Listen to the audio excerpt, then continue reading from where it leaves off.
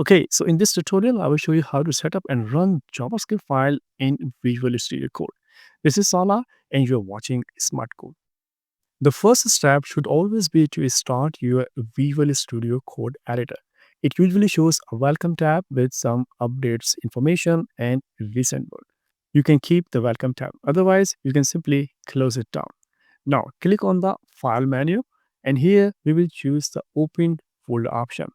VS Code requires a folder where we work in, like the Active Directory or the Working Directory. So choose the option Open Folder, and in the Open Folder window, you will select the location Desktop, which is easiest to find. And on that location, we are going to create a new folder to open in the Visual Studio Code, right? So click the option New Folder and name the folder like JS Work. Select that folder and then press the select folder button. Now you see the JS work folder we just created on the desktop is opened in VS Code. So this folder is our working directory or the active directory. In order to code JavaScript, we need to create a JavaScript file. But JavaScript is usually called by the HTML. So that means we are in need of two different files, one file for the HTML and another file for the JavaScript. To create a drop file in our working directory, we have two different options. You can simply choose this button here, new file button, or you can right click somewhere in this Explorer area. Let me just right click and the first option is new file. So click on this option and now I will name my file like index.html. This is the first file with the .html extension. It's important. And now I will create the JavaScript file. The same way, choose the option, new file, and the name of the file is script.js. Now, once again, here, the extension is very important. So don't forget the extension .js. So now we have two different files, one for the HTML and one for the JavaScript. Let me just close the JavaScript file because I want to open it in a different section next to the HTML. And to do so, I will hold down the alternative key or the Alt key on my keyboard and then click on the file I want to open in a different section. And the file name is script.js. So let me just click on the file. Here you see your JavaScript file in a different section next to HTML. And now we can simply hide this file area by clicking on this Explore option, right? So we have two different files, one for the HTML and this one is for JavaScript.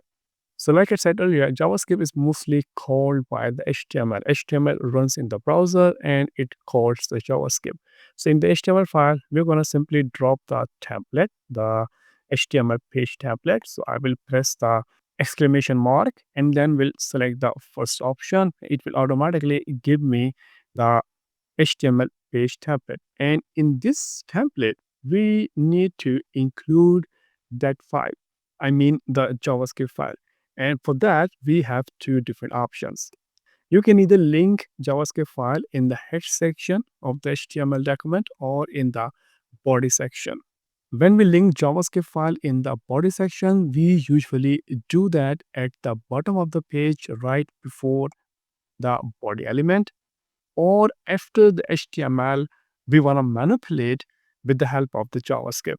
So it's an important thing that you need to remember. Now, let's say I have a paragraph in my document with some text, hello, and I want to manipulate or do something with this paragraph in the JavaScript. So I will call my JavaScript after the paragraph, not before the paragraph, not here. And the reason is very simple and obvious.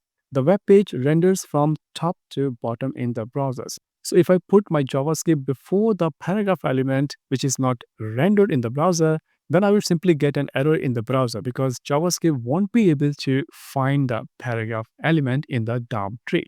That is the reason we put JavaScript always at the bottom of the page, just before the body element or after the HTML we wanna manipulate. So now to put JavaScript in the HTML, we have a dedicated tag, and the name of the tag is script, and we call it with the src attribute, right? So let me just call the tag. It looks like that, and in the src attribute, we usually specify the name of the file we want to link. Now our JavaScript file is linked to the HTML document, and we are good to go. We can now write JavaScript and check the output in the browser. So let's write some code in the JavaScript, have a variable, assign it a value, and print the value in the console.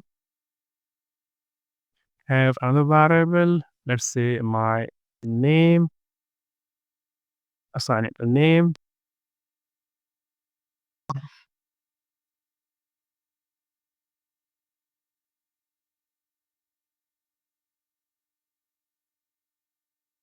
and one last thing, create a function, add numbers,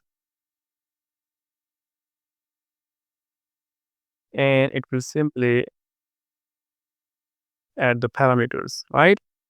A plus B. And now we can call the function here, add numbers. Let's pass the numbers like 7, 7, right? So here we have some simple JavaScript. It's now time to run the file in the browser and check the output. The output is placed in the browser console. And don't forget to save your work before you run the file in the browser, or reload the file in the browser to check the output of your recent work. To run the files in the browser, we need to go to the desktop location where we have this JS work folder. On the desktop, we have this JS work folder we created earlier. So go inside the folder, double click on it. Now in the folder, you will find index file, which is an HTML file, and the JavaScript file, right? So both the files we created using the Visual Studio Code. The index file or the HTML file is the web file. It runs in the browser. And as you can see, Chrome is the default browser of my system. So as I double click on this file, it will automatically load itself in the Chrome browser. So let me just double click on it. And here you see our index file in the browser, in the Chrome browser. But the JavaScript output is placed in the browser console. And to open the console, we will right click somewhere on the page. And in the last, you will see the option Inspect. This option will open the developer tool. So let's click on the inspect option. Now here we have the developer tool, and here you will select the tab console. This is where the output is placed. So let me just show you the console, and here you see the output of our code that we have in the JavaScript file. So that wasn't so difficult, right? To find the console and check the output. As you continue to work with the JavaScript, you will definitely put some more code.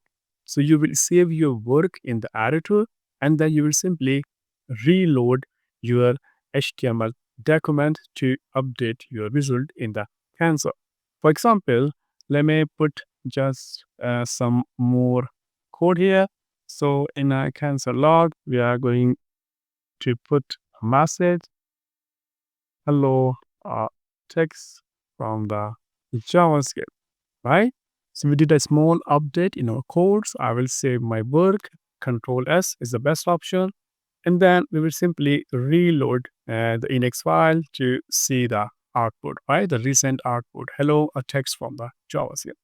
That was the first option, to put JavaScript file in the body section. Like I said, you can also put the JavaScript file in the head section of the HTML document, but here you will add a very important attribute to the script tag, and that attribute is defer. And what does it do? It actually pauses the JavaScript execution until the entire web page is rendered in the browser. So this keyword is important, and without it, your JavaScript will execute before the body section, because it is now placed in the head section of the document. As we reload the page, you won't see any difference in the output. This is how you can start coding the JavaScript in Visual Studio Code. I will see you around in some other tutorial. Thanks for watching.